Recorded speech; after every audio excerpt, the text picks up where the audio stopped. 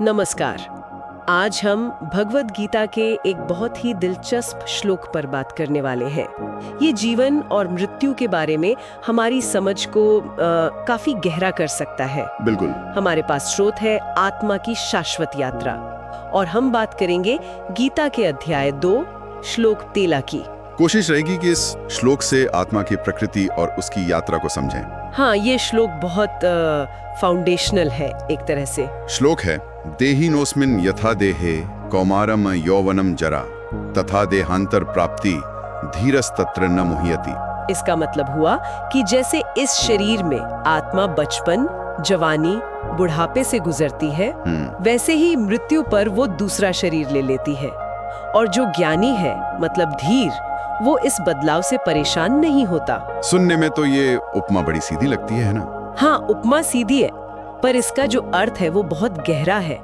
कृष्ण यहाँ साफ साफ देही यानी आत्मा और देह यानी शरीर, इसके बीच का फर्क बता रहे हैं। अच्छा। देखिए ना, शरीर तो बदल ही रहा है। बचपन का शरीर अलग, जवानी का अलग, फिर बुढ़ापे का। हाँ, वो तो है। ये सब अस्थायी है, इनका अंत होता है। पर कृष्ण कहते हैं कि इन सब बदलावों के बीच जो देही है, आत्मा, वो वही रहती है, वो शाश्वत है, उस पर कोई असर नहीं होता। और यही वो धीर वाली बात आती है कि जो ये समझ गया वो अभ्रमित नहीं होता। ये धीर का असल मतलब क्या है? क्या सिर्फ जानना काफी है?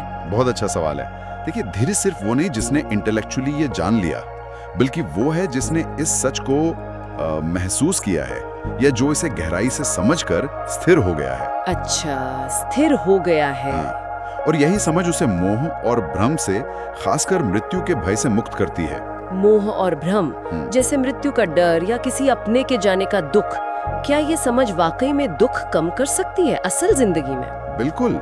स्रोत आत्मा की शाश्वत यात्रा इसी पर जोर देता है। हमारा ज्यादातर दुख शरीर से जुड़ा है। शरीर को तकलीफ होती है, शरीर बूढ़ा होता है, शरीर छूट जाता है। तो जब शरीर छूटता है अपना या किसी प्रिय का, तो दुख होता है बहुत ज्यादा। हाँ, जाहिर है। लेकिन गीता कहती है, अगर आप ये समझ जाएं कि आप या वो प्रियजन सिर्फ ये शरीर नहीं है, बल्कि वो आत्मा है जो कभी नष्ट नहीं होती, तो मृत्यु का भय, उसका शोक, वो अपने आप कम होने लगता है। तो कृष्ण अर्जुन को यही बता रहे थे? बिल्कुल। वो एक और उदाहरण देते हैं कपड़े बदलने का। हाँ, वो सुना है।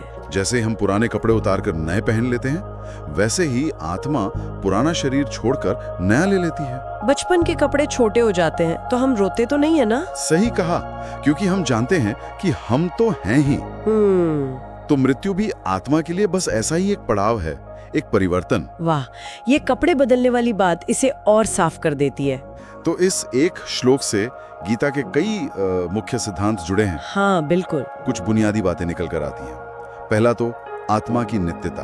आत्मा हमेशा से है, हमेशा रहेगी, अजर अमर। दूसरा, पुनर्जन्म। आत्मा कर्मों के हिसाब से शरीर बदलती रहती है, देहांतरण। ओके। और तीसरा, आत्म साक्षात्कार, अपने असली स्वरूप, आत्मा को जानना। यही ज्ञान हमें शरीर के सुख दुख, जन्म मृत्यु के डर से ऊपर उठाता है। मतलब ये भौतिक और आध्यात्मिक का फर्क समझना। बिल्कुल। अस्थाई और शाश्वत का फर्क। तो इसका मतलब ये हुआ कि जीवन में जो भी मुश्किलें आती हैं, दुख आते हैं, उन्हें आत्मा के नजरिए से देखना चाहिए कि ये सब टेम्परेरी है। एकदम सही समझ रही हैं आप। गीता यही दृष्टिकोण देती है। शरीर और मन के लेवल पर तो सुख दुख आएंगे जाएंगे, मौसम की तरह। धीर व्यक्ति वो है जो इनमें बहता नहीं, वो अपनी आत्मिक पहचान में टिका रहता है। वो समझता है कि असली शांति बाहरी चीजों में नहीं, अपने स्वरूप को जानने में है। तो अर्जुन का जो दुख था अपने ही लोगों से लड़ने का, हाँ, कृष्ण उसे इसी आध्यात्मिक नजरिए से देखने को कह रहे थे। हाँ, बिल्कुल। पूरा उपदेश इसी नींव पे खड़ा है। वो अर्जुन से यही कह रहे थे कि तुम जिन्हें मारने से डर रहे हो, वो असल में आत्मा है, वो मरेंगे नहीं। शरीर नष्ट होगा, आत्मा नहीं। सही। इसलिए मोह छोड़ो, अपना कर्तव्य करो, शोक करना अज्ञान है। तो संक्षेप में कहें तो यह श्लोक एक क्रांतिकारी विचार है कि हम ये मिटने वाला शरीर नहीं, बल्कि वो अविनाशी आत्मा है। हमारी असली पहचान इस दुनिया से कहीं ज्यादा बड़ी है।